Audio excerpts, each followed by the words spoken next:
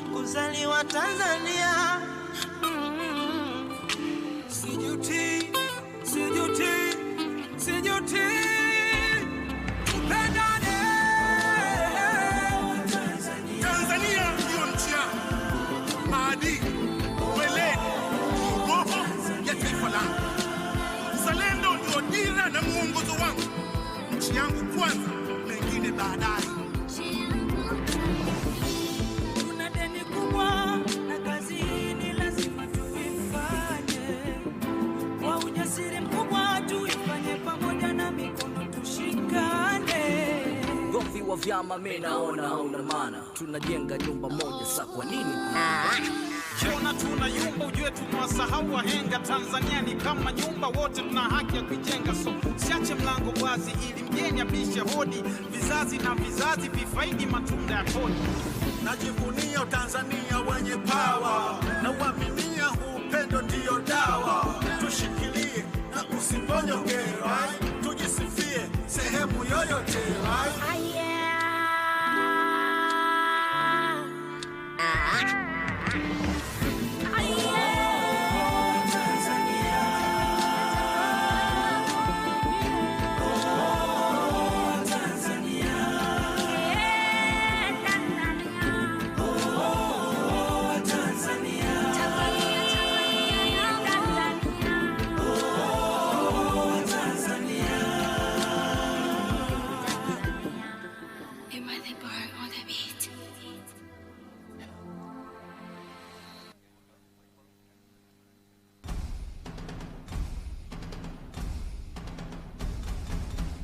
Aga. Mama we. Aga. Tanzania yetu. Mama we.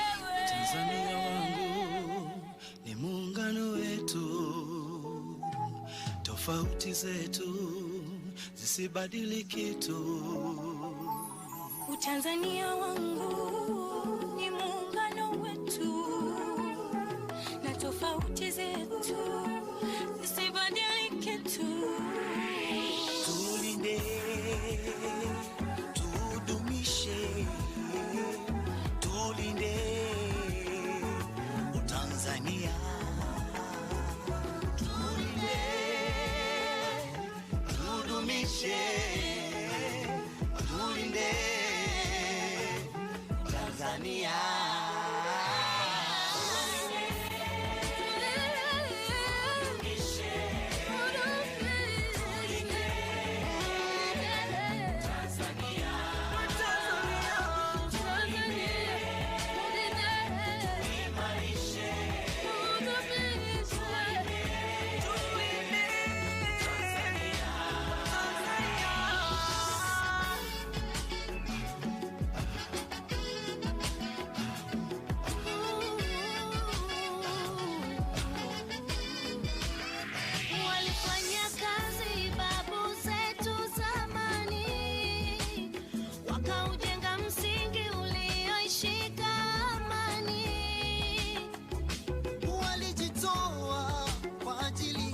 Watoto wao na sisi tulinde kwa ajili ya wajukuu zao.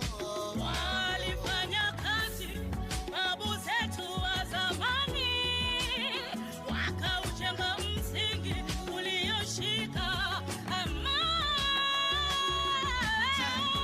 Elimu na wetu wa Tanzania, basi umoja uzalendo zingatia. Tusisikize maneno kuambiwa. Tushirikiane, tusibaguane, sisi ni wamoja.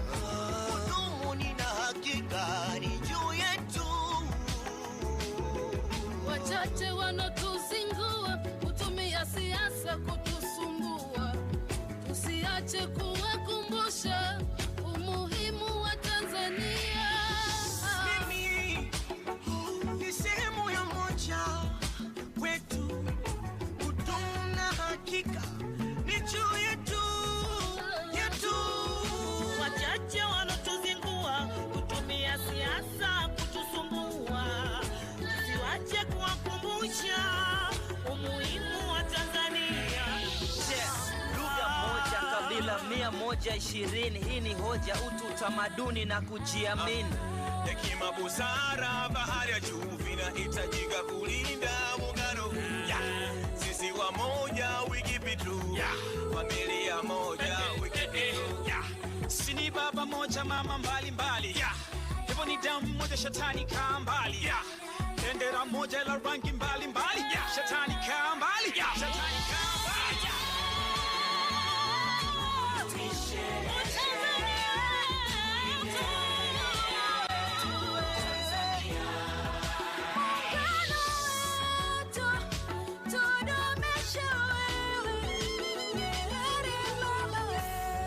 Asante Karume baba na Nyerere kwa amani. Muungano tunajivunia wa bara na kisiwani. Tembea kifua mbele, amani kiwa kwenye kilele. Tunatembea kifua mbele, amani kiwa kwenye kilele. Amani na upendo ndo urithi tuloachiwa. Hata bibi babu walishatuambia kwamba sisi ni ndugu, inatubidi kupendana, sikutengana, ni kosa kubaguana. Tunataka Tanzania ndo nchi yangu naijua, sitafurani sijui ghasia, naona shida mnanzingua. Nchi moja toka nazaliwa, toka nanzelewa, zinashangaza akili zako unapokusudia kuigawa. Hakuna ikiharibika. Muungano Tanzania, Sisi wote Rhymes of pamoja, Magic Attraction. tukiwajibika. Nadhuru kwenye kaburi la babu yendo analia, nyeusi itakuwa nyekundu, bendera ya Tanzania. Wasisi wakitoa machozi, umekufuru dunia. Oh my God, hivi mnafuata wosia walotuachia?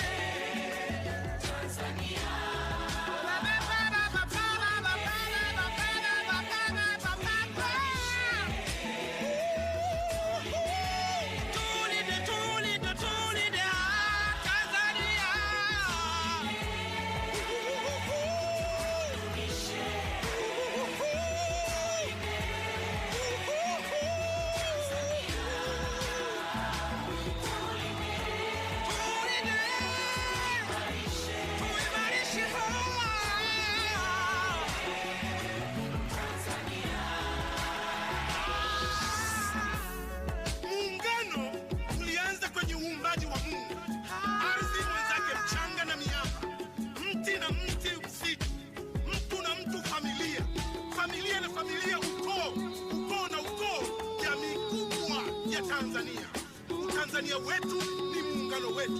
Neno ningejua siku zote mwisho safari.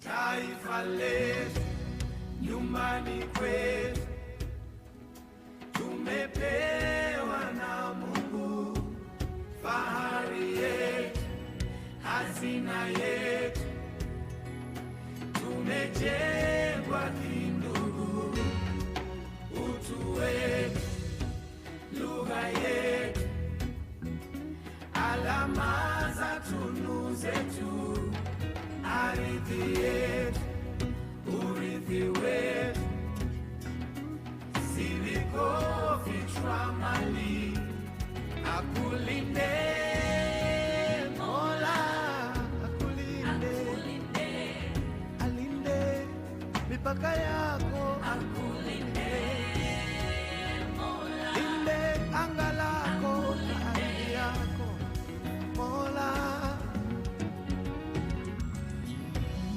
tumeshaionja Tanzania ya leo.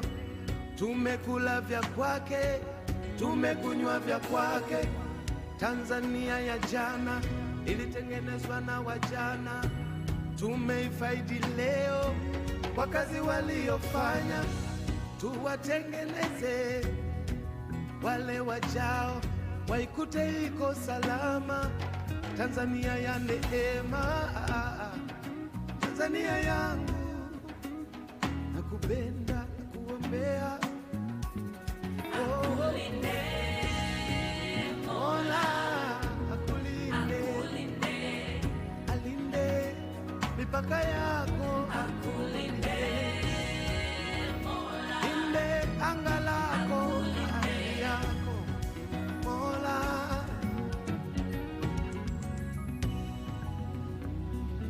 Nachoipa fahari nchi yetu, sio pekee milima, mbuga na wanyama, bali mioyo inayoona fahari ya kuitwa Mtanzania mzalendo.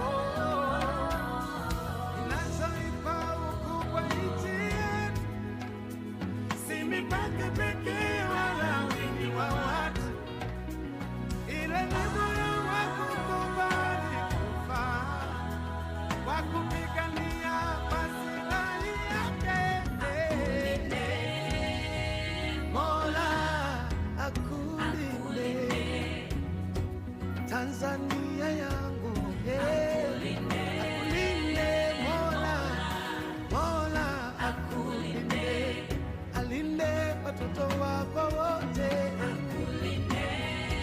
Mola, Mola akutunze, yeah, yeah, yeah, yeah. Mola akutendee mema. Naona mambo karibu yanaiva. Sasa brass band, naomba tena mwanze kutukumbusha kwamba tupo kwenye shughuli hii muhimu ambapo sasa watu wote wana shauku kubwa pale atakapowasili Mheshimiwa Rais, basi tuweze kuiendeleza furaha yetu. Brass band, tafadhali tupeni ile heshima ya masikio.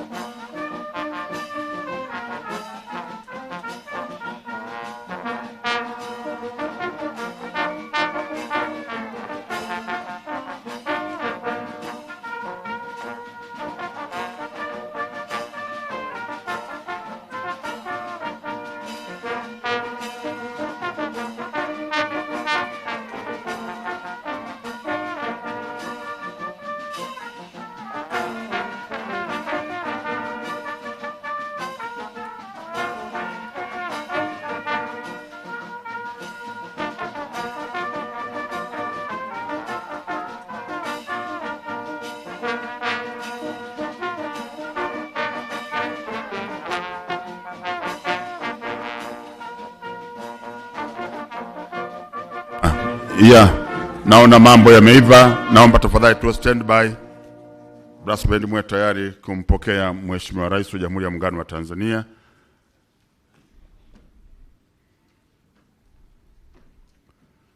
Mpe signal hapo. Naomba tusimame wote. Makofi mengi tumpokee Mheshimiwa Rais.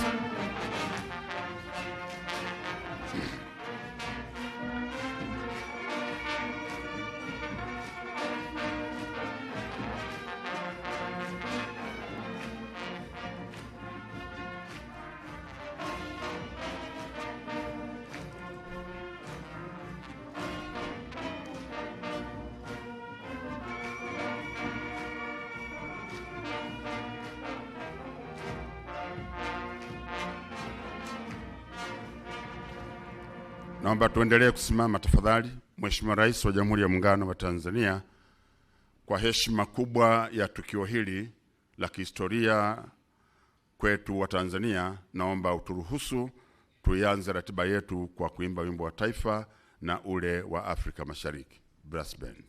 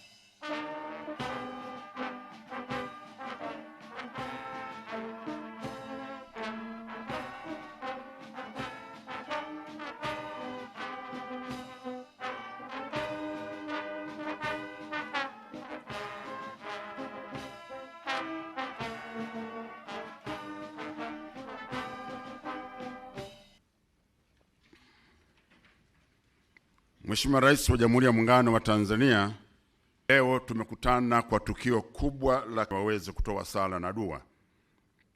Na nianze na Sheikh Mustafa Rajab Shaban, Sheikh wetu wa mkoa, karibu sana kwa ajili ya kutoa dua.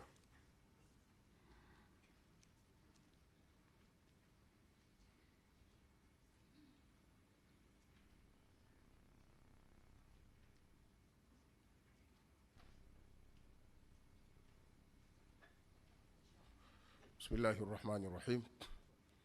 Alhamdulillahi rabbil alamin wassalatu wassalamu ala rasulillahi sallallahu alaihi wasallam. Mwenyezi Mungu Mola wa haki, muumba mbingu na ardhi, sisi waja wako kwa unyenyekevu mkubwa, asubuhi ya leo tumekutanika mahala hapa katika kikao hiki muhimu kwa ajili ya maendeleo ya taifa letu la Jamhuri ya Muungano wa Tanzania. Mwenyezi Mungu Mola wa haki, tunakuomba kheri, tunakuomba baraka mwanzo wa tukio hili mpaka mwisho. Ibariki nchi yetu ya Jamhuri ya Muungano wa Tanzania. Mbariki Mheshimiwa Rais wetu wa Jamhuri ya Muungano wa Tanzania, mama yetu Dr. Samia Suluhu Hassan, aendelee kuleta maendeleo katika taifa hili la Jamhuri ya Muungano wa Tanzania. Wabariki viongozi wote, waandamizi na watendaji wote wa shughuli ya serikali yetu hii adhim. Allahumma inna da'awnaka kama amartana. Mwenyezi Mungu, hakika sisi tunakuomba kama ulivyotuamuru tukuombe na wewe utatujibu. Fastajib du'aana kama wa'tana. Tukubalie na utuitikie maombi yetu, na yote tutakayoyafanya leo kama ulivyotuahidi. Mwenyezi Mungu, innaka la tukhlifu al-mi'ad. Hakika Mwenyezi Mungu huendi kinyume na ahadi zako unapoahidi, na wewe ukitaka jambo ya rabbal alamin unasema kun fayakun, kuwa na linakuwa. Wa sallallahu ala sayyidina Muhammad wa ala alihi wa ashabihi wa sallim, walhamdulillahi rabbil alamin. Naomba tumshukuru kwa makofi kwa huduma hii nzuri Mheshimiwa Rais wa Jamhuri ya Muungano wa Tanzania. Naomba sasa nimkaribishe Baba Askofu Profesa Yohana Masinga, Askofu Mkuu, ili aweze kuja kutoa sala.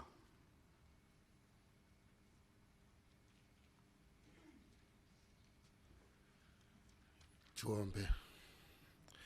Mtakatifu Mungu wetu, Baba wa Bwana wetu Yesu Kristo, tunayo heshima mbele za uso wako kwa siku hii ya leo. Tunakuja mbele zako tukisema asante kwa kuilinda nchi yetu. Asante kwa kumlinda rais wetu wa Tanzania, Mheshimiwa Dr. Suluhu Hassan. Asante Bwana wa majeshi, wewe ni Mungu uliye mkuu sana.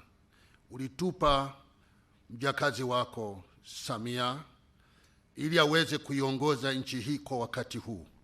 Ninaomba ulinzi kwa ajili yake. Bwana umlinde na namna zote ambazo wakati mwingine zinaweza kujeruhi moyo, mawazo, lakini Baba ukamuongoze.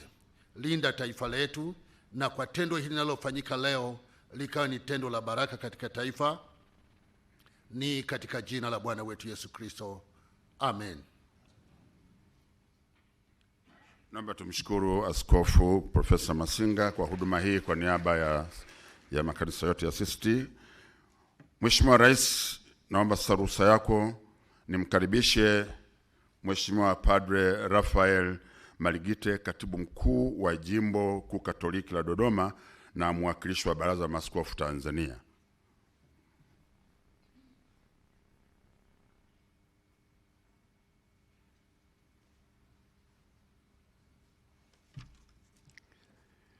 Kwa jina la Baba na la Mwana na Roho Mtakatifu, tuombe.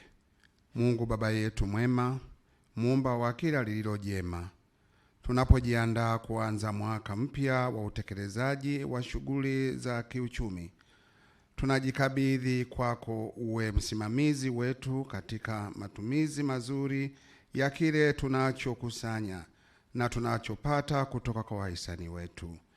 Mpe rais wetu Dr. Samia Suluhu Hassan afya njema katika kuliongoza taifa letu. Wajalie hekima na busara makamu wa rais Dr. Philip Mpango na waziri wetu mkuu Mheshimiwa Kassim Majaliwa, ili wawe washauri wema kwa rais wetu. Wajalie mawaziri wote wasimamie wizara zao kwa weledi. Tunakuomba Mungu Mwenyezi, viongozi wetu wanaosimamia shughuli zote kuanzia mikoa hadi vijiji watende haki kwa wale wanaowasimamia. Tunaomba hayo kwa njia ya Kristo Bwana wetu. Kwa Kwa jina la Baba na la Mwana na Roho Mtakatifu. Naomba tumshukuru kwa makofi mengi. Asante sana. Mheshimiwa Rais wa Jamhuri ya Muungano wa Tanzania, baada ya sala hizo, sasa ni wakati wa kupata maelezo ya awali, lakini pia na ukaribisho na kufanya utambulisho mfupi wa viongozi mbalimbali ambao wamekuja. Wahenga walisema unapotaka kuzungumza na watu ni vema ukawafahamu ni akina nani na ni watu wa namna gani. Utakuwa na nafasi nzuri ya kuzungumza nao. Kwa hiyo kwa heshima kubwa naomba nimkaribishe katibu wetu mkuu katika wizara yetu ya fedha na mipango, Mheshimiwa Daktari Natu Maamri Mwamba aweze kuifanya kazi hiyo. Karibu sana.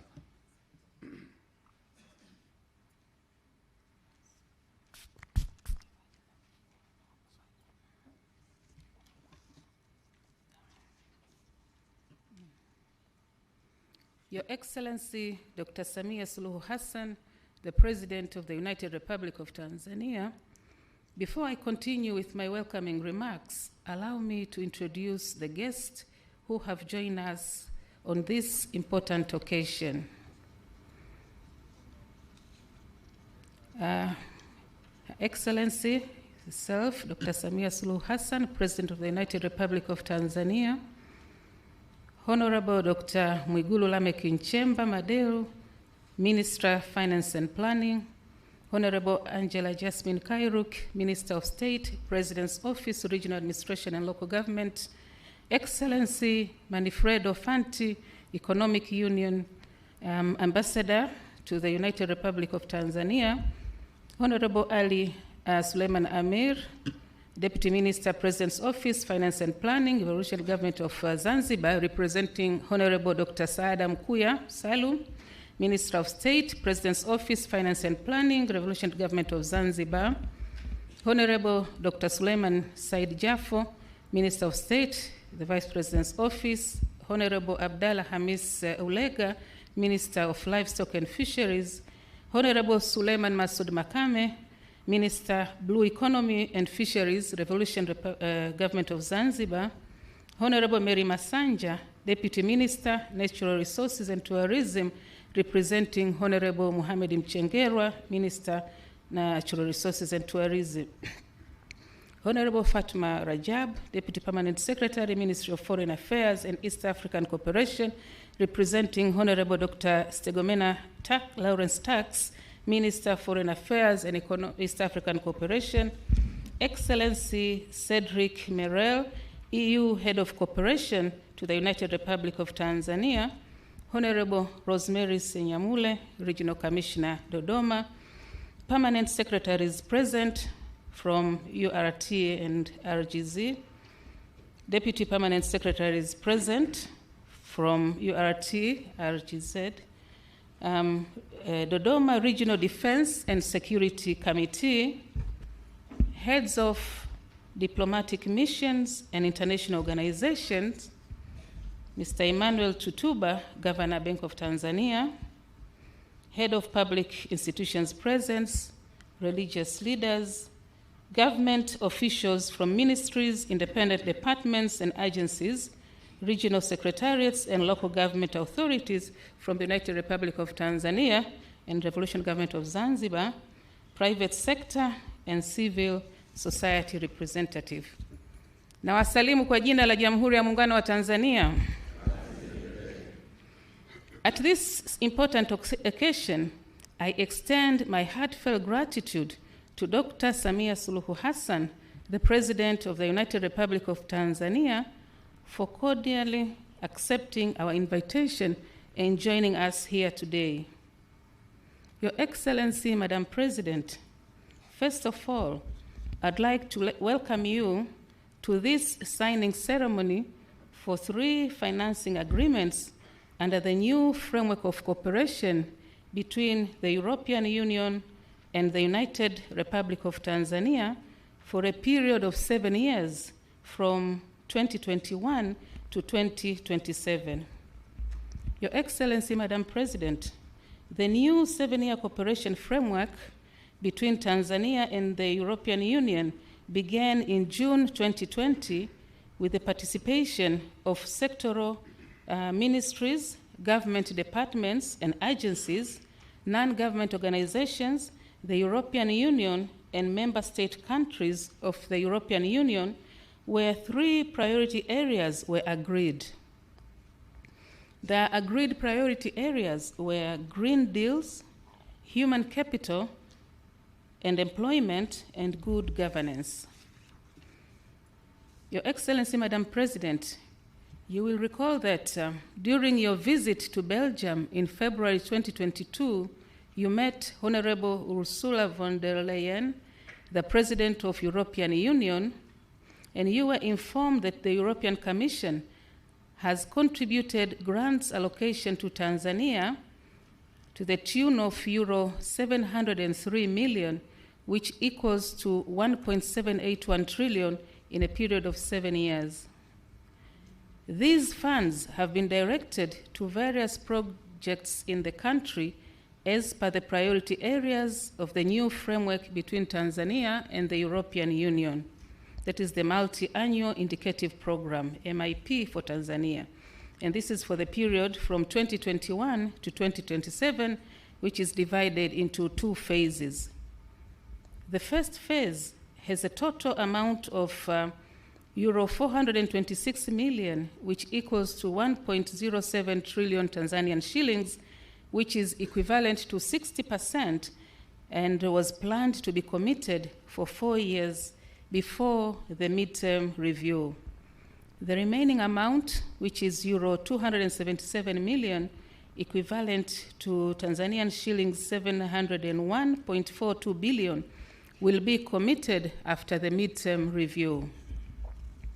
Your Excellency, Madam President, to date, the government, through the Ministry of Finance and Planning, has completed the formulation of 6 programs in a period of 2 years worth euro 394.35 million, which is equal to 998.57 billion Tanzanian shillings, equivalent to 56.1% of all funds allocated under the framework for the period of 7 years.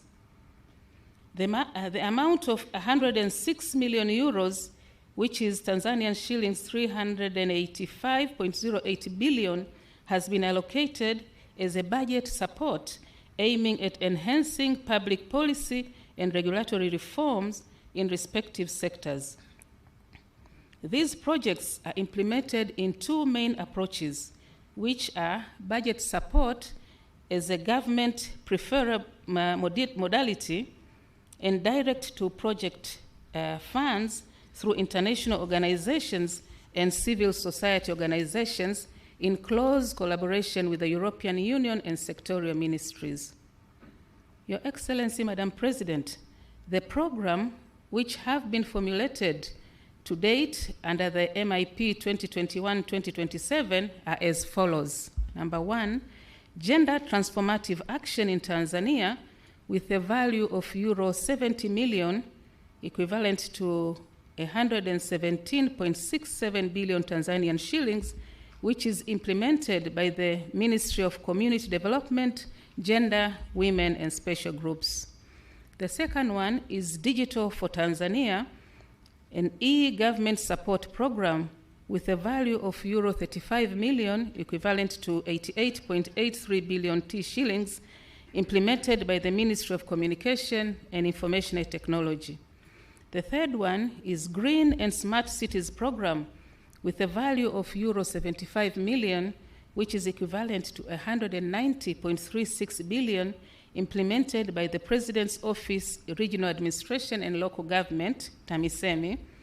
The fourth one is Finance for Growth, with a value of euro 63.35 million, equivalent to 160.79 billion Tanzanian shillings, implemented by the Ministry of Finance and Planning. The fifth one is Blue Economy for Job Creation and Climate Change Adaptation, with a value of euro 110 million, which is equivalent to 179.20 billion, implemented by the Office of the Vice President, Environment, the Ministry of Livestock and Fisheries, the Ministry of Natural Resources and Tourism, and the Ministry of Blue Economy and Fishery in Zanzibar. And the sixth one is cooperation facility, which is worth 6 million euros, equivalent to 15.23 billion Tanzanian shillings, implemented jointly by the Ministry of Finance and the European Union delegation in the United Republic of Tanzania. Your Excellency, Madam President, in terms of disbursement of the Budget Support Fund, as I speak, the government has received a total of euro 21 million, equivalent to 53.30 billion Tanzanian shillings under the financial year 2021-2022. Also, for the financial year 2022-2023, the government has received euro 32.48 million, equivalent to 82.44 billion Tanzanian shillings. Furthermore, under the outgoing cooperation framework, the 11th European Development Fund, National Indicative Program 2014 to 2020, formerly known as the 11th EDF-NIP, the government of Tanzania has received a total of euro 13.628 million, which is equivalent to 34.59 billion, and specifically targeted for improvement of rural roads in the Southern Highland regions, implemented by the Tanzanian Rural and Urban Road Agency, TARURA. Therefore, Madam President, this makes a total of euro 46.11, equivalent to 117.036 billion, received under the financial year 2022-23, of which will be announced today. Your Excellency, Madam President, another modality of implementation of aforementioned projects is direct to project funds through international organizations from EU member states and UN organizations, also referred as complementary measures. Projects signed in 2019, 20, 21, 22 financial year are Gender Transformative Action, Green and Smart Cities, and Digital for Tanzania. European Union is in the final stages of signing contribution agreements on the implementation of projects through this modality. It is worth to mention few EU member states, international agencies such as French Development Agency, AFD, Belgium Development Agency, ENABEL, and Germany Development Cooperation, GIZ, which are expected to implement projects in the country. Some of the projects that will be implemented by these organizations include preparation of bankable projects in the city of Mwanza, Nyamagana, and Ilemela, and Tanga. The preliminary feasibility study has identified some possible bankable projects to be carried out in near future under blending finance. These include Tanga City Council, of which there is upgrading and rehabilitation of Mgandini Market, upgrading Kasera fish landing sites, and improvement of Mlango wa Chuma Market. In Ilemela Municipal Council, it will be refurbishing Mwaloni Market, upgrading fish landing sites, Old and New Igombe, and upgrading Buswela Market. In Mwanza City Council, it will be refurbishing Nyakato Abattoir, development of Buhongwa Market, and upgrading of Nyegezi Machinga Market. In addition, these projects will also focus on several interventions on improving government service delivery and private institutions through using information technological study visits, strategizing on reduction of non-revenue water through reduction of water losses, and access to finance. Your Excellency, Madam President, I would also like to inform you on the Zanzibar participation in the formulation of these projects. Among the interventions dedicated to Zanzibar under green and smart cities are construction of basic social infrastructure on Pemba Island with the amount of 5 million euros, equivalent to T shillings 12.66 billion.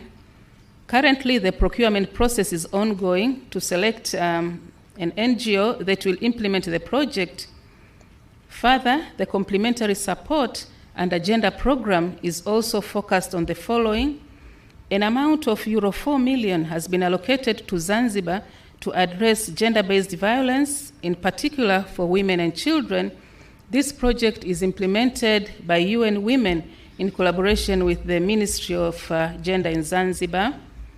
An amount of euro 20 million has been allocated for Zanzibar and mainland to enhance women economic empowerment through productive social safety net programs implemented by TASAF and SIDA.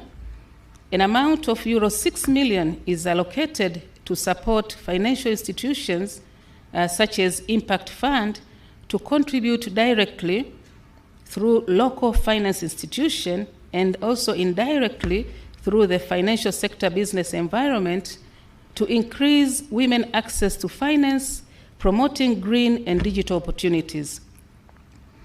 Other funds amount to euro 5 million has been allocated for enhancement of women participation in leadership and decision-making processes.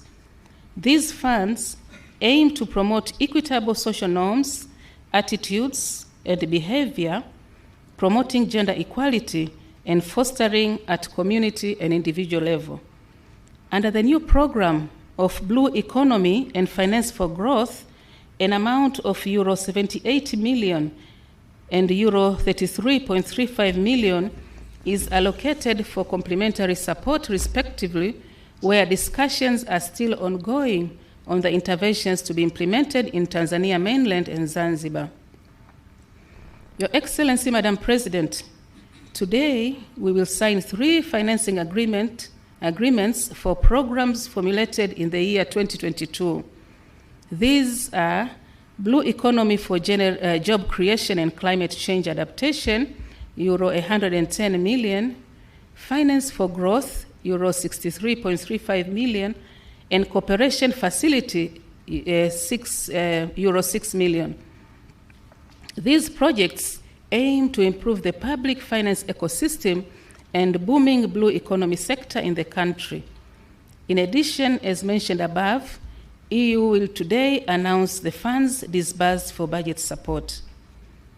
Your Excellency, Madam President, let me conclude by assuring you that the government will continue to work closely with the European Union to strengthen our historical and long-term cooperation ties. The strengthening of our cooperation with the European Union will continue stimulating development in various economic sectors and social services and provide employment and business opportunity for all parties. In addition, the government of the United Republic of Tanzania commits all measures to ensure successful implementation of the respective programs to achieve the intended benefits to the public. Madam President, I thank you for all your attention. Thank you very much.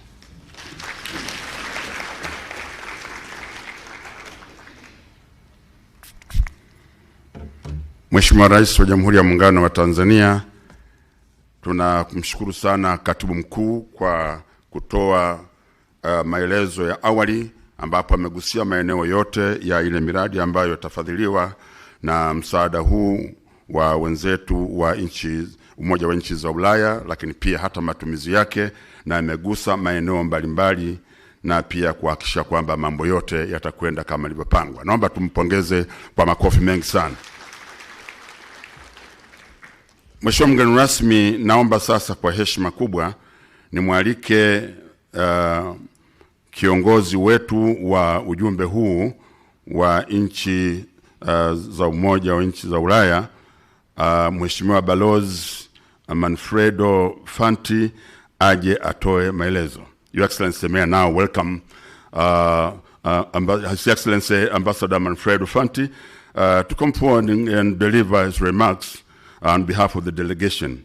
Manfredo Fanti, benvenuti tutti. Karibu sana. Karibu sana, hicho ni Kitaliano.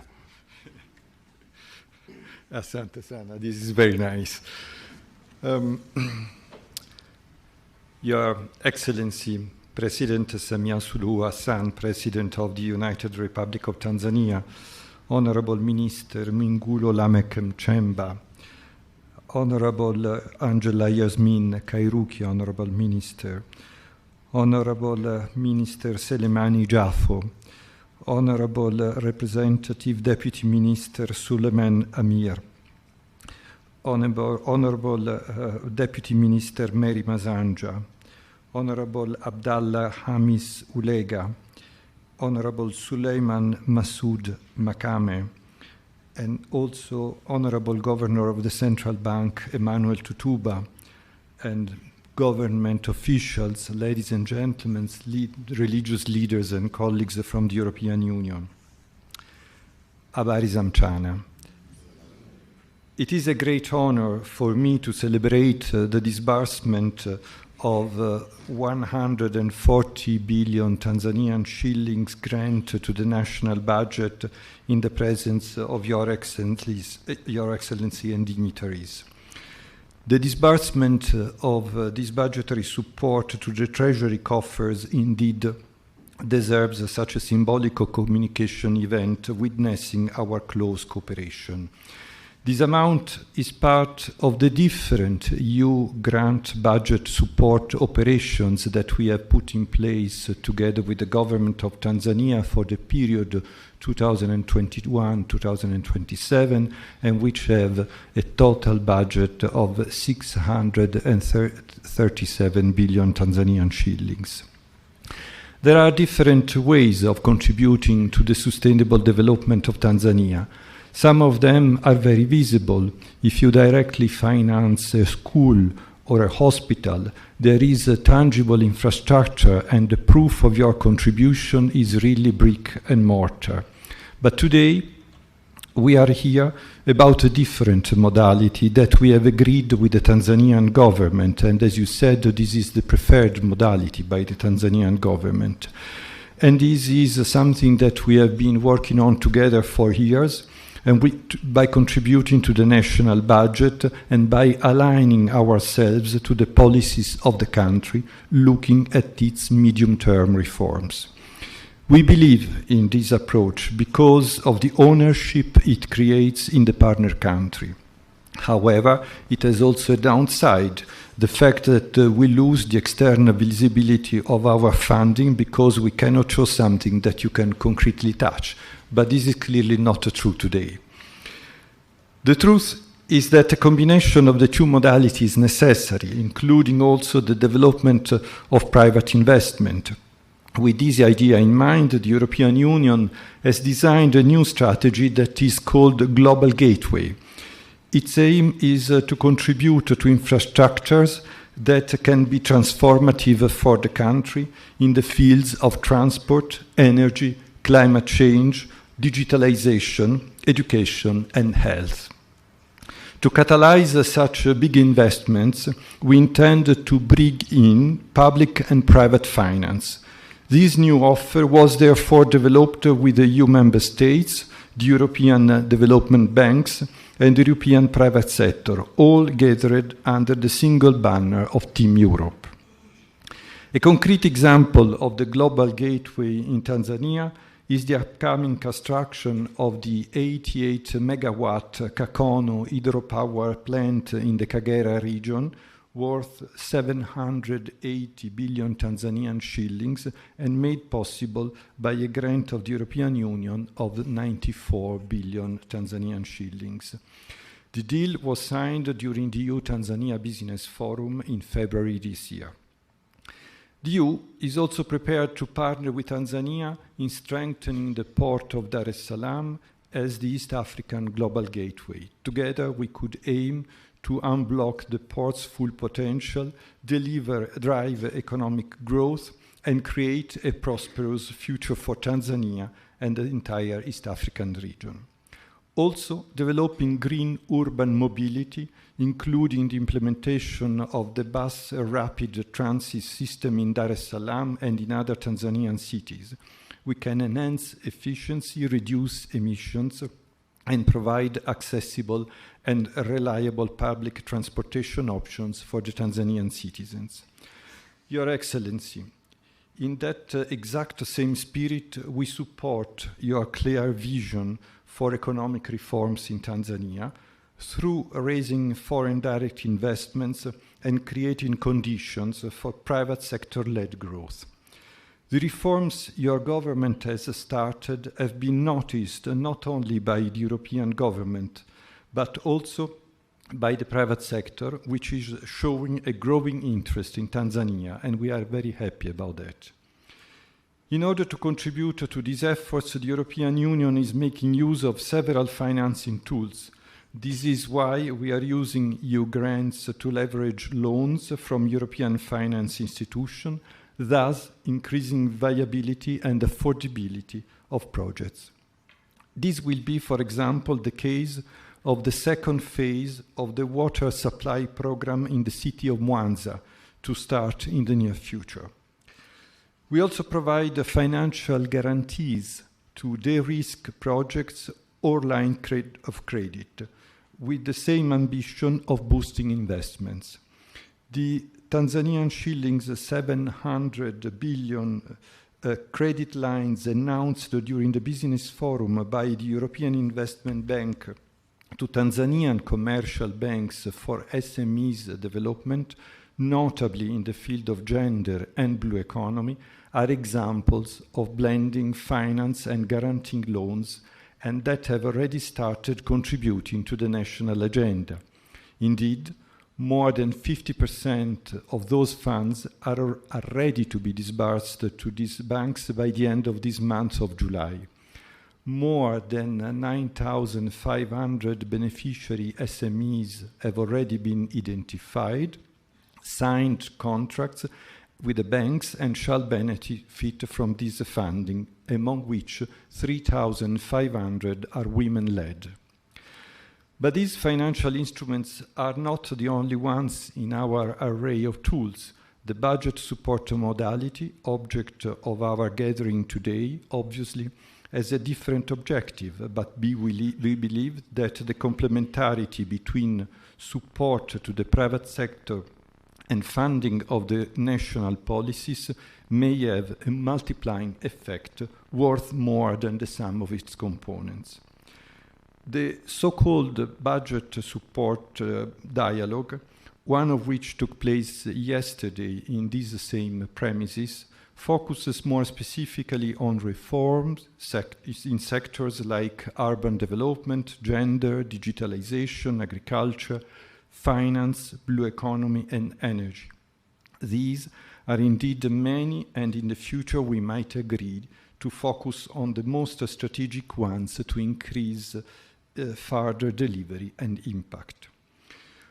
We hope that the EU grant contribution to Tanzania ambition can act as catalyzers in areas with the potential to bring in innovative growth opportunities. Given that such contributions are predictable because we commit over a period of 4 to 5 years, they may also help in planning of the country's development and favor adequate and additional allocations within the national budget. Your Excellency, as a conclusion to my remarks, allow me to come to a topic that I know is very close to your heart, the gender agenda. I congratulate you on the reform drive in this field. From school readmission policies to the formulation of the Generation Equality Forum program, your country is in the forefront of a new era for girls and women. With its biggest gender program worldwide here in Tanzania, worth 230 billion Tanzanian shillings, named Breaking the Glass Ceiling, and which has been so eloquently presented by the Permanent Secretary, the EU aims to showcase that we are not only an economic partner, but we are also a partner for values to bring more equality, more stability, and better tomorrow for the people of Tanzania. So if I can conclude my remarks with a personal touch, I would like to say that we have been mentioning a lot of figures, a lot of billions of Tanzanian shillings, but what is also very important in what we do together is the human links that we are creating between us, the fact that we have such a good dialogue among us and that we are creating a friendship, and this we value very much. And then my very final word is to say that, as you know, I have come to the end of my mandate. I will be leaving this country very soon after 4 unforgettable years in Tanzania. And if it is sad to leave Tanzania, it is at the same time very good that I leave it with a sense that we have been doing a lot of positive things together. And one of these is, for instance, what we are doing here today. So I thank you very much for the brilliant cooperation that you have extended, not only to me, but to the people who are sitting there and who are really committed to work for Tanzania. Thank you very much for your attention, Mheshimiwa. Asante sana Balozi Fanti kwa maelezo hayo. Mheshimiwa Rais wa Jamhuri ya Muungano wa Tanzania, Balozi Manfredo kwa kifupi kabisa amesema tunategemea kuwa mchango wa Umoja wa Ulaya kupitia mikataba hii utaleta chachu katika maeneo yenye kubeba fursa za kukua katika ubunifu. Aidha, mashirikiano yetu yanatabirika kutokana na ushirikiano mzuri wakati wa uandaaji wa miradi. Balozi Fanti pia amesema ametoa pongezi kwa juhudi za Mheshimiwa Rais wa Jamhuri ya Muungano wa Tanzania Daktari Samia Suluhu Hassan katika mabadiliko ya kisera yanayolenga kuleta usawa wa jinsia. Aidha, Umoja wa Ulaya kupitia mradi wa Breaking the Glass Ceiling wenye thamani ya euro milioni 90 au bilioni 230 za Tanzania wanaunga mkono juhudi za Mheshimiwa Rais wa Jamhuri ya Muungano wa Tanzania. Hapa tumshangilie sana kabisa.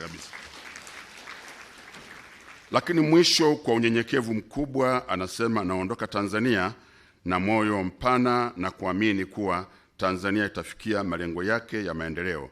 Aidha, anashukuru kwa ushirikiano mzuri ambao umezaa matunda mazuri. Naomba tumpongeze sana. Nirudie kusema Your Excellency, benvenuti tutti, karibu Tanzania. Mheshimiwa Rais wa Jamhuri ya Muungano wa Tanzania, kwa mujibu wa ratiba yetu sasa ni wakati wa wewe Mheshimiwa Rais kushuhudia uwekaji wa saini kwa mikataba hiyo mitatu. Na ili hayo yatendeke, naomba nimtambulishe kwako wakili msomi Zawadi Maginga. Yeye ni mkurugenzi msaidizi wa sheria Wizara ya Fedha, ndiye atakayeongoza itifaki pale. Kwa hiyo naomba sasa ni mwalike katibu mkuu wetu wa wizara hii ya Fedha ya Mipango, Dr. Natu Mwamba, tafadhali naomba usogee. And also may I invite His Excellency Ambassador Manfredo Fanti to join the Permanent Secretary in signing the 3 contracts. And each contract will be signed separately.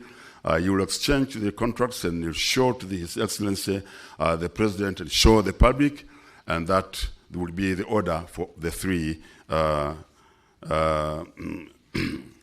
projects. Mradi wa kwanza ambao wanaweka saini ni uchumi wa blue, ambao una thamani ya euro 110 au shilingi 279.20 bilioni za Kitanzania.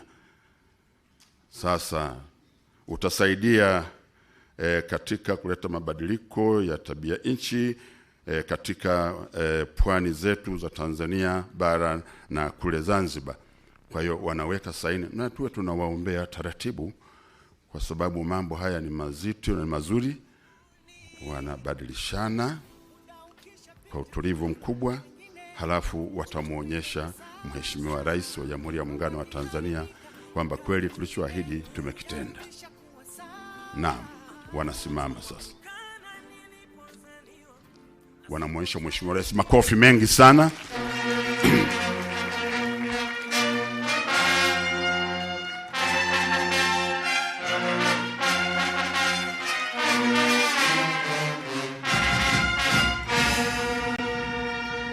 Asante sana ambao wanaweka saini Mheshimiwa Rais wa Jamhuri ya Muungano wa Tanzania ni kuimarisha mifumo ya usimamizi wa fedha za serikali na kukuza sekta binafsi, na wenyewe una thamani ya euro milioni 63.35 au fedha za Tanzania 160.79 bilioni. Wanaweka au wengine wanasema huo msaada unaitwa finance for growth. Kila kitu ambacho kinakuwa saini hapa kina madhumuni makubwa kuona kwamba mambo yote yaliyokusudiwa yanatendeka inavyotakiwa.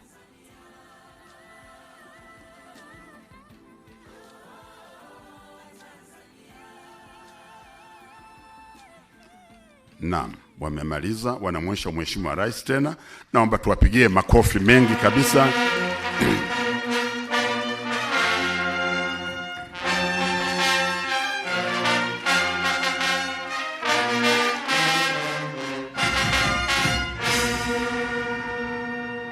Asante. Mheshimiwa Rais, mradi wa mwisho ni ule wa cooperation facility, yani kuimarisha mahusiano kati ya nchi za Umoja wa Ulaya na Tanzania katika kuongeza ufanisi katika kubuni miradi na kusimamia miradi ambayo iko chini ya EU au inayofadhiliwa na EU. Na mradi huu ni una thamani ya euro milioni 6 au sawa na fedha za Tanzania bilioni 15.23 bilioni. Naam.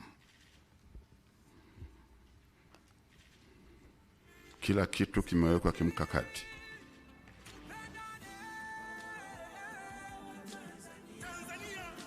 Naam. Sasa wanamwonyesha Mheshimiwa Rais wa Jamhuri ya Muungano wa Tanzania makofi mengi sana sana.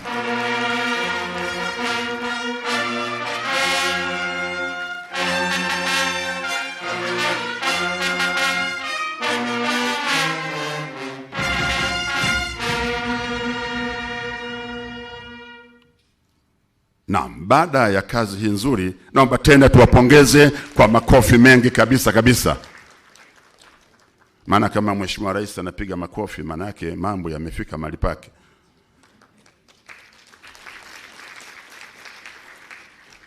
Wakatoliki Baba Mtakatifu akisema kule wote sisi tunaitikia. Na hii wanaita Roma Rokuta Kauza Fenita. Kama Rais amefurahi, wewe kwa nini usiwe na furaha? Piga makofi mengi sana kwa Mheshimiwa Rais tafadhali.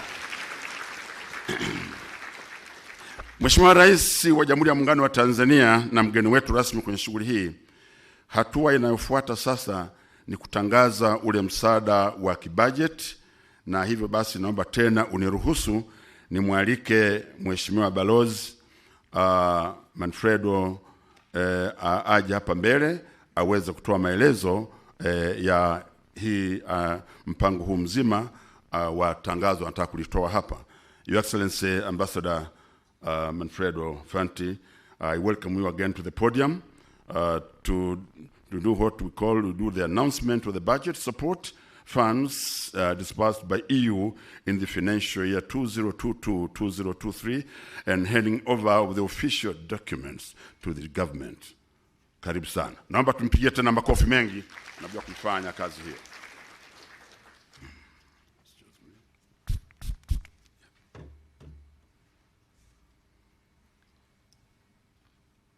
Thank you very much. Well, I'm very happy to announce that in the framework of our cooperation programs between the month of June and July, we have disbursed an amount corresponding to 140 billion Tanzanian shillings. And I said that this is just a part of our overall operations that will continue also in the coming years. So this is something that we are proud of because it is a result of a deep dialogue on policies with the government, and I thank you all very much for that. Thank you very much.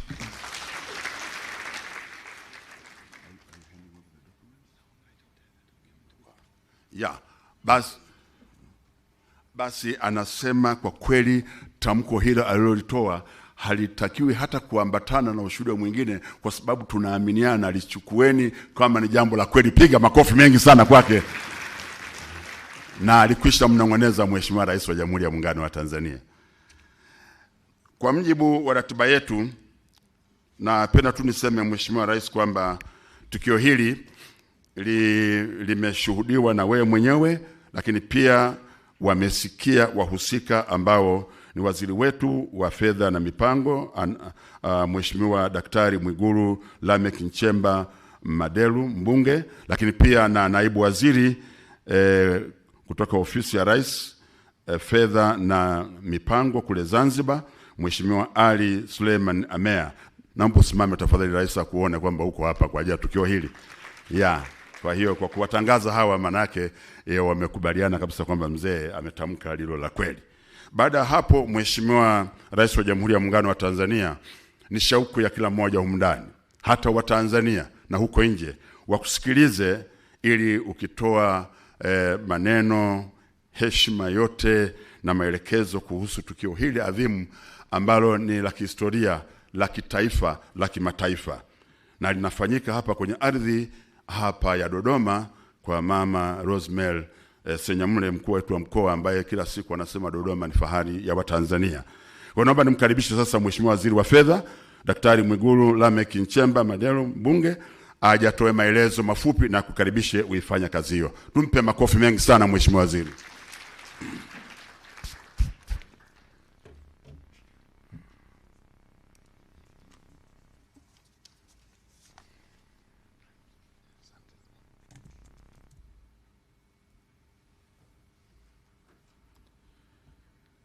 Your Excellency, Dr. Samia Suluhu Hassan, President of the United Republic of Tanzania, Your Excellency Manfredo Fanti, EU Ambassador to the United Republic of Tanzania, my comrades, ministers and deputy ministers here present, both from the mainland and the Zanzibar, I recognize you all, permanent secretaries here present, Governor of the Bank of Tanzania, Madam Regional Commissioner, and all government officials here present, Excellencies, heads of diplomatic mission and international organizations, representatives from the private sector and the civil societies, my beloved religious leaders, my comrades from security organs, members of press, ladies and gentlemen,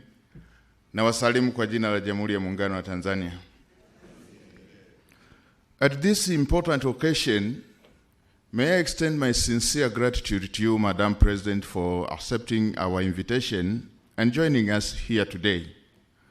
I would like to take this opportunity to thank you in a special way for your tireless efforts to make it possible for our country to work with development partners in the development process.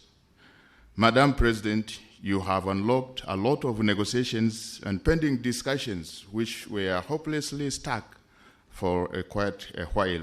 And surely, you have become a cornerstone in rebuilding a healthy relationship with our development partners. And we can attest that for we whom we are from the Ministry of Finance. Your Excellency, Madam President, Tanzania and European Union have fostered an exceptional bilateral relationship over 48 years. Throughout the years, our ties have flourished and the EU has remained a close and steady partner to Tanzania. Under your presence and leadership on the Sixth Faith Government, we have witnessed remarkable achievements including Tanzania and the EU that have signed a new cooperation framework for multi-annual indicative program for Tanzania covering a period of 2021-2027.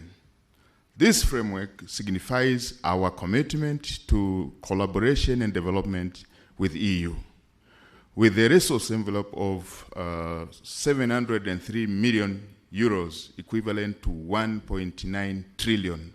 And these have been allocated in a 7-year period which represents over 77 million euros compared to the previous national indicative program that was between 2014 to 2020.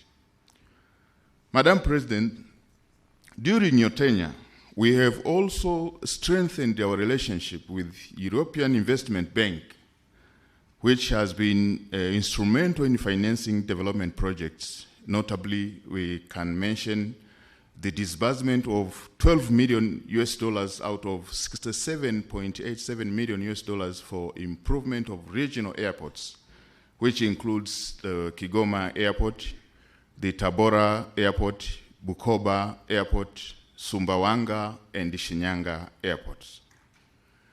The disbursement of around 10 million euros for the Lake Victoria Water and the Sanitation Program, bringing a concessional loan to a commitment of over 45 million euros to Tanzania.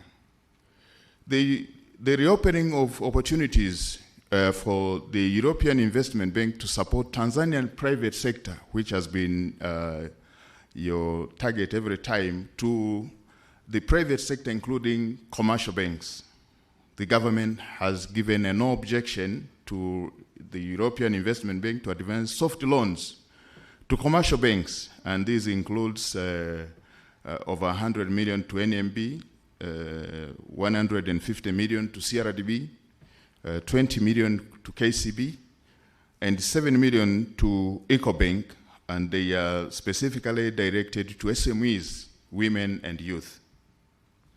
Your Excellency, Madam President, today again marks yet another significant milestone for our partnership as we witness the EU's commitment to supporting the implementation of the second year of a multi-annual indicative program for Tanzania. As you have witnessed the signing of the three programs, the Blue Economy, Finance for Growth, Cooperation Facility, which collectively valued at 179.3 million euros, equivalent to over 455 billion Tanzanian shillings. And these are going to support the budget together with the ongoing sector, private sector reforms, gender, digitalization, green and smart cities, blue economy, finance, and improvement of rural roads. And for my people who have been quiet for a while, let me say in Kiswahili, mama upewe maua yako. And without wasting time, it is now my honor to warmly welcome you, Madam President, the President of the United Republic of Tanzania, to address this esteemed gathering. Mheshimiwa Rais, kwa unyenyekevu mkubwa, karibu sana. Yeah, naomba wote tusimame tafadhali, tumpigie makofi Mheshimiwa Rais, tumpe maua yake kama alivyosema Mheshimiwa Waziri. Ni heshima kubwa kabisa kabisa. Tanzania oye. Naomba tukae. Okay.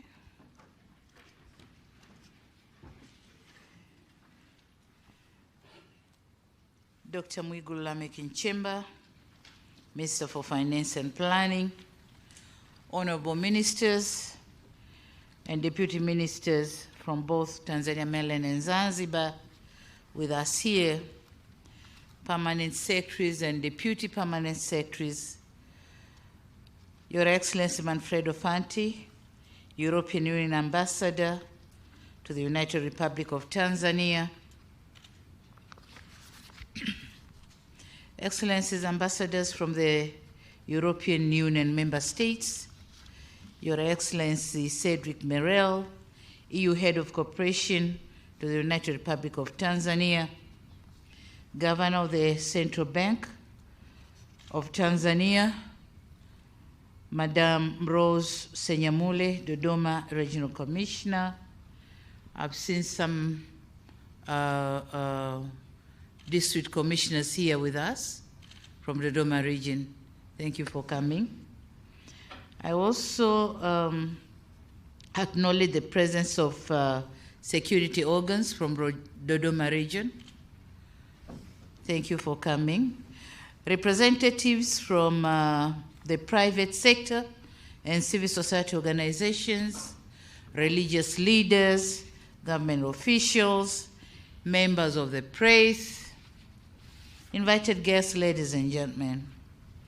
It is another great day for Tanzania, and indeed a great pleasure for me to be invited to this important event to witness the signing of 3 financial agreements between the government of the United Republic of Tanzania and the European Union in support of our national budget.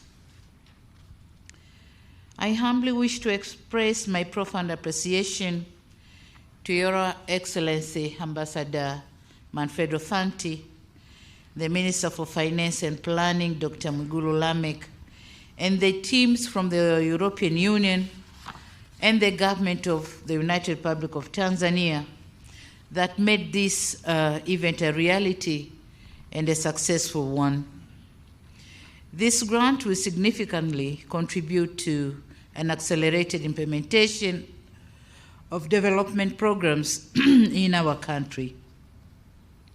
Excellencies, ladies and gentlemen, during my visit to Brussels in February last year, 2022, I had a chance to engage in discussion with the President of the European Commission, Her Excellency Ursula von der Leyen.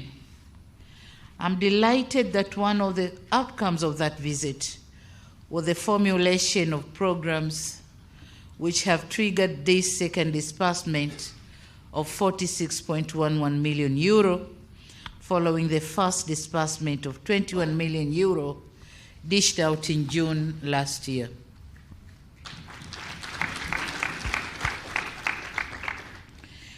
The disbursed fund will be directed to policy reforms, as it has been already said, and sector development in the areas of blue economy, finance growth, gender, green and smart city, promotion of digitalization sector, as well as improvement of rural roads in the Southern Highlands region. Your Excellency, Ambassador Manfredo Fanti, kindly convey our gratitude to Her Excellency Ursula von der Leyen for this big support.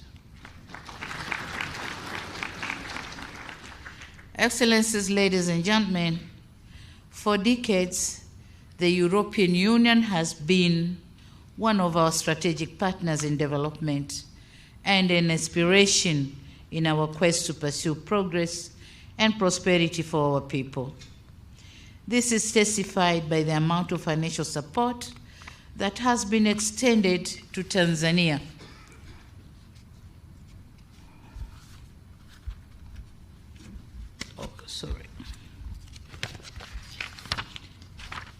That has been extended to Tanzania since the signing of the first partnership agreement between the European Union and African, Caribbean, and Pacific states in 1975.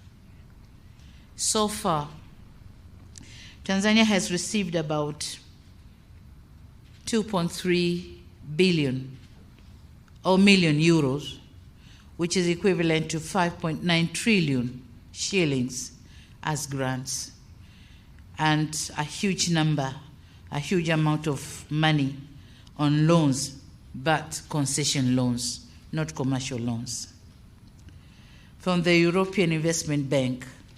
So these funds have been instrumental in the implementation of various strategic development programs in Tanzania, including the formulation of macroeconomic and social or sectoral policies, development of roads and air transport, improvement of energy and agriculture sectors, environment and climate change, just to mention a few. These are projects implemented under the Cotonou Partnership Agreement, CPA, of which the government of the United Republic of Tanzania considers with high regard. We say thank you so much.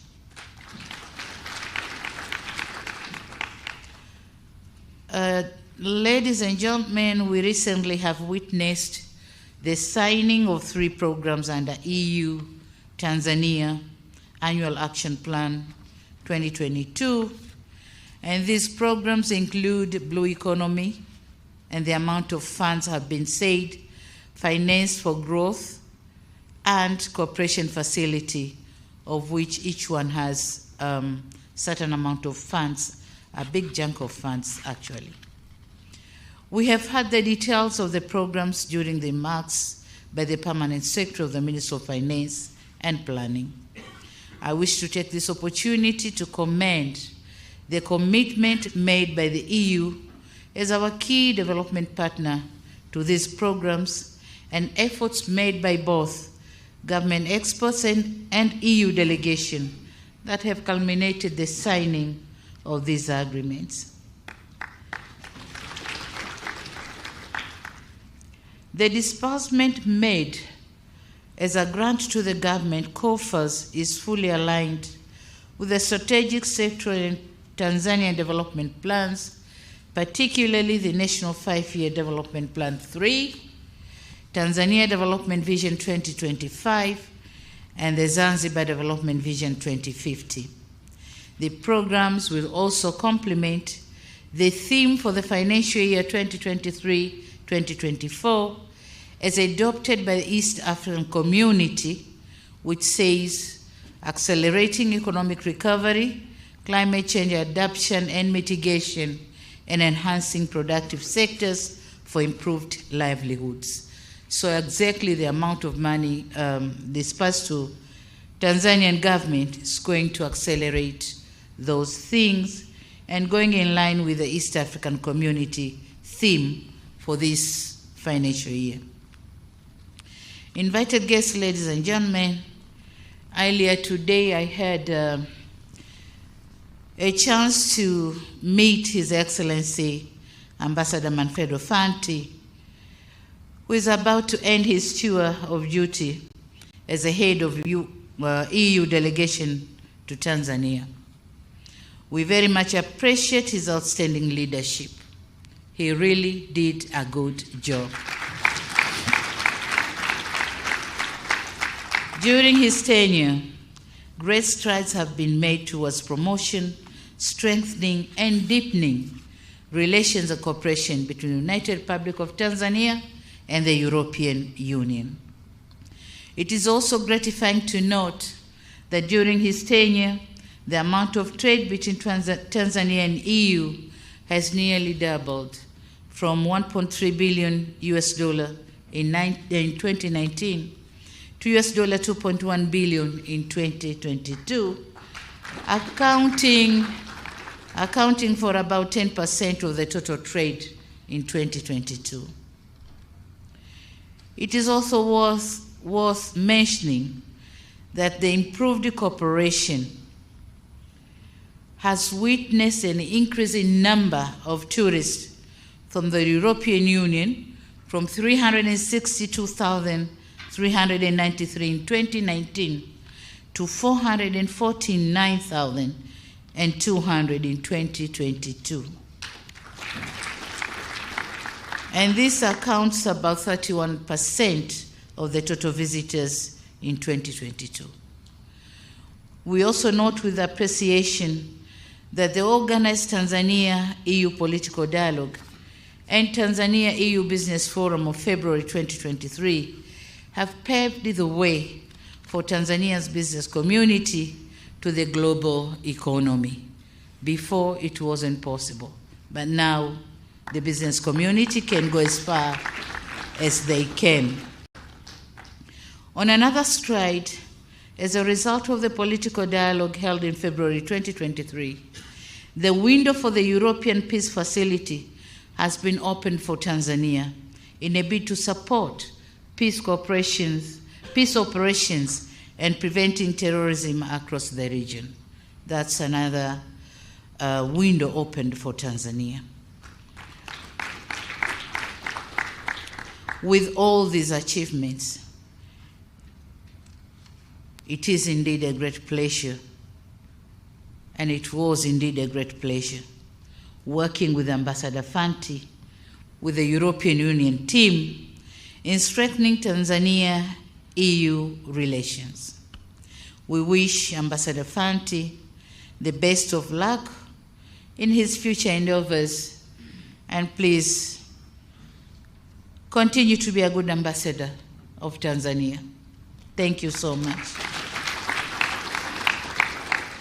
During our discussion, he left me with 5 issues to consider, and they are regional and national. And I promised and pledged my commitment that I'm going to work on those 5 issues. I also wish to let him go with my 3 requests. Number 1, Tanzania is implementing the Building a Better Tomorrow program for youth and women in agriculture. So we are expecting to use the Tanzania Agricultural Development Bank and the Tanzania Investment Bank to fund the youth and women involved in these projects.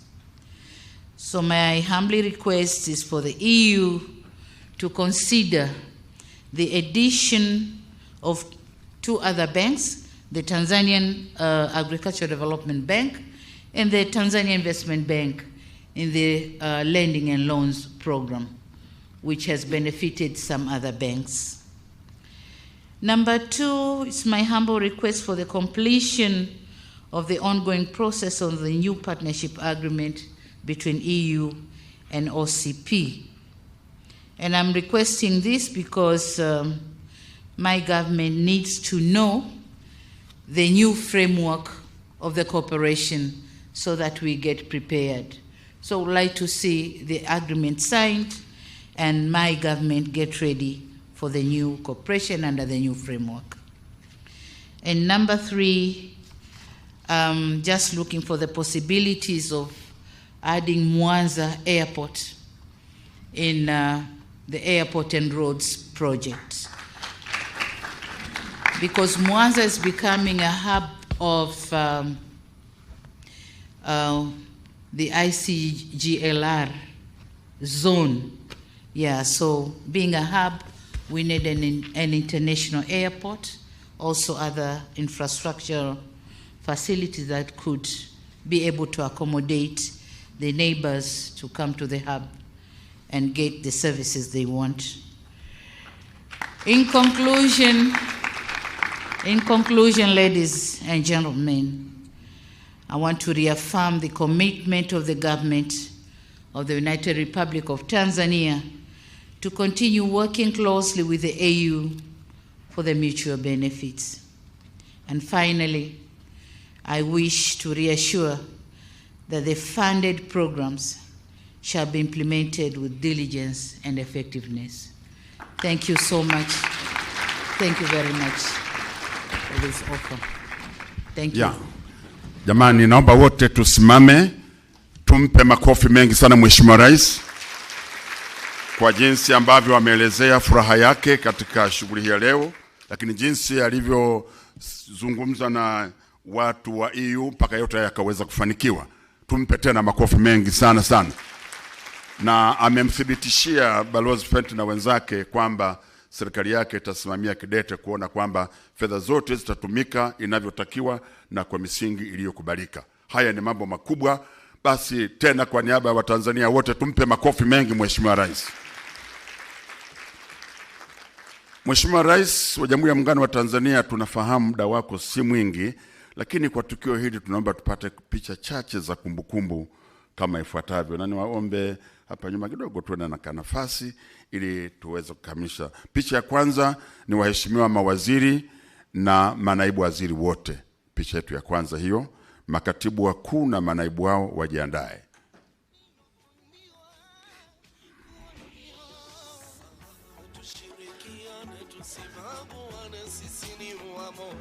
Hakuna mtu ana furaha leo pamoja na Mheshimiwa Rais, lakini Balozi Manfredo amefurahi sana kwamba mambo aliyoyasimamia kweli ameleta matunda. Mheshimiwa mawaziri, basi naomba mtazame kamera mfurahi kidogo kwa sababu jambo ni kubwa na linaingia kwenye historia.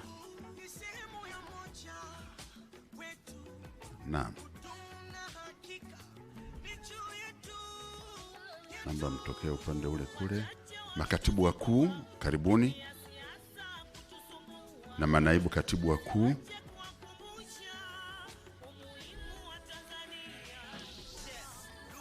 Sasa gavana wa benki kuu naomba tu join hapa. Maana hamna ujanja hapa. Hizi fedha zinaenda kwako, kwa hiyo wote ni watendaji. Naibu gavana, naomba uje tafadhali. Picha inayofuata, the second group photo will be the EU delegation.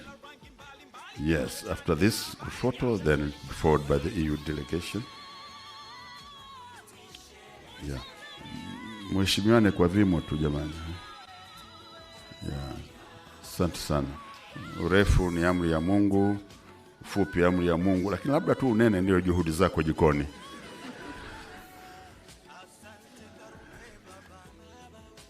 Asante, naomba mtokee kushoto kwangu huku. Huku kwangu naam. Now the EU delegation.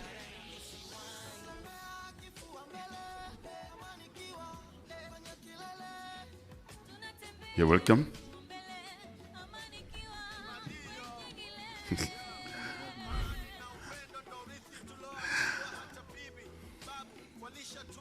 Yeah, please.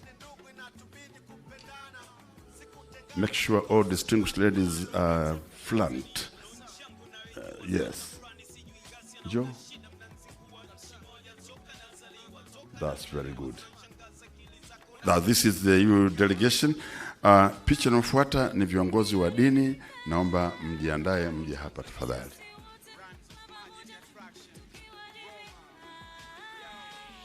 Asante sana. Thank you very much. Kindly take leave. Waheshimiwa viongozi wa dini.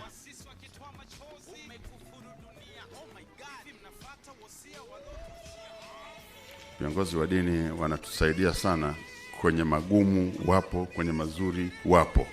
Hii ndio inavyotakiwa namna hii.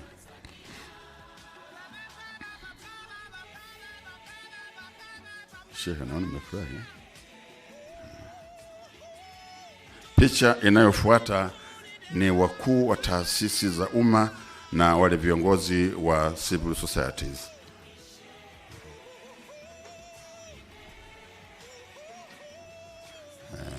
Kama mko wengi tutagawanya kidogo, tutaona. Mlio upande huu kwangu simameni hapa kwanza. Njoo nimsimame hapa. Waje wamaliza upande ule kule ili tuwe rahisi.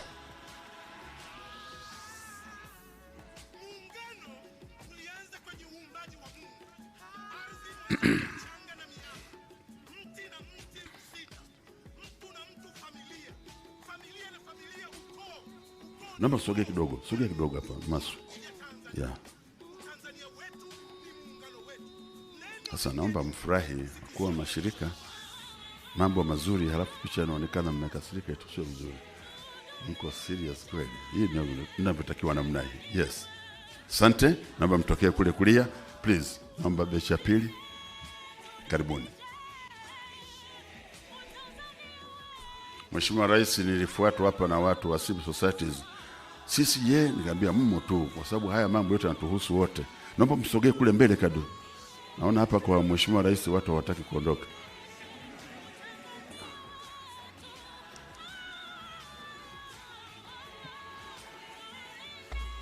Picha inayofuata. Asante, naomba tutokee kwangu huku. Picha inayofuata sasa, Mheshimiwa mkuu wa mkoa, wakuu wa wilaya na kamati yako ya ulinzi na usalama tafadhali.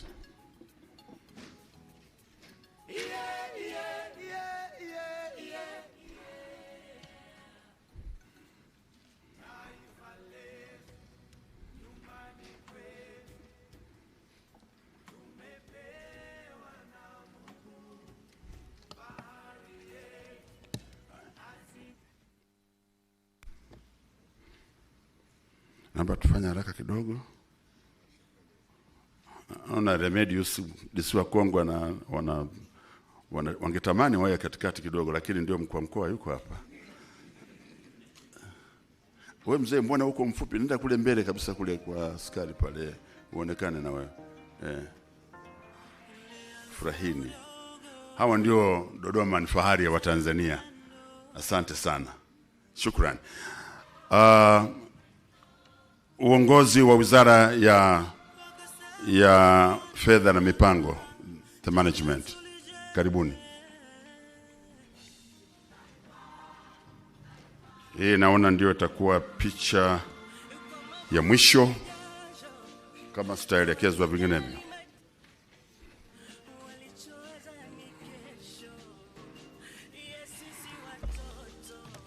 Asa kwa sababu mko wengi, hebu naomba wengine msimame kwanza hapo.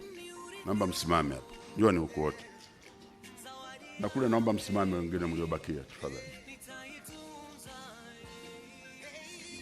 Haya, naomba mliangalie, naomba tupige picha tafadhali.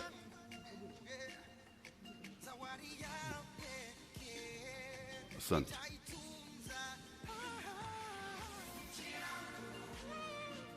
Tayari? Asante, naomba mtokee kwangu huko na wengine kule, naomba na nyie mje hapa tafadhali.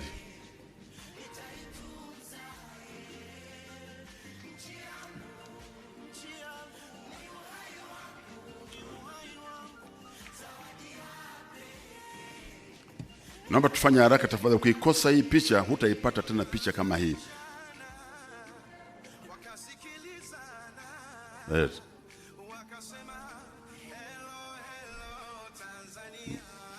Wakipesi.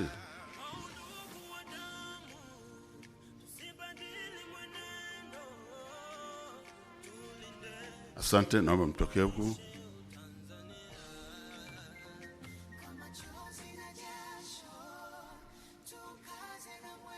Wakipesi. Yeah. Hii inaonekana ni maalum. Hata watu wenyewe ni maalum. Kamati ya maandalizi, picha ya mwisho kabisa. Kamati ya maandalizi wote njoni hapa tafadhali. Hiyo ndio picha ya mwisho, sitarudia tena hapa hapa.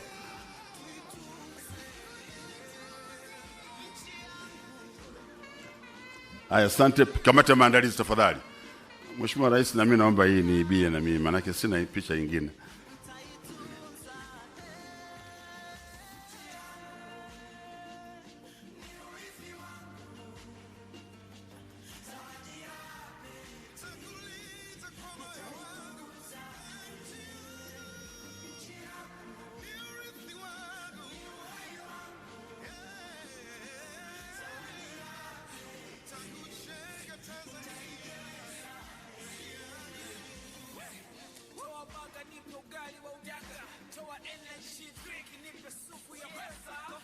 Na Mheshimiwa Rais wa Jamhuri ya Muungano wa Tanzania, hii ndio picha ya mwisho na kwa kweli sasa niseme tumefikia tamati ya shughuli yetu.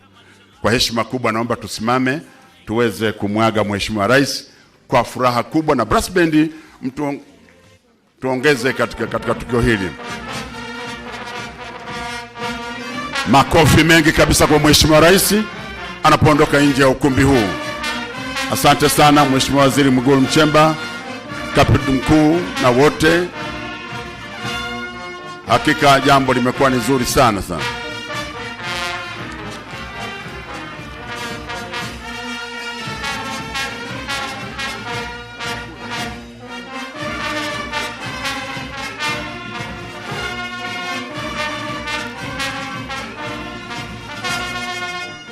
Naomba tukae tafadhali.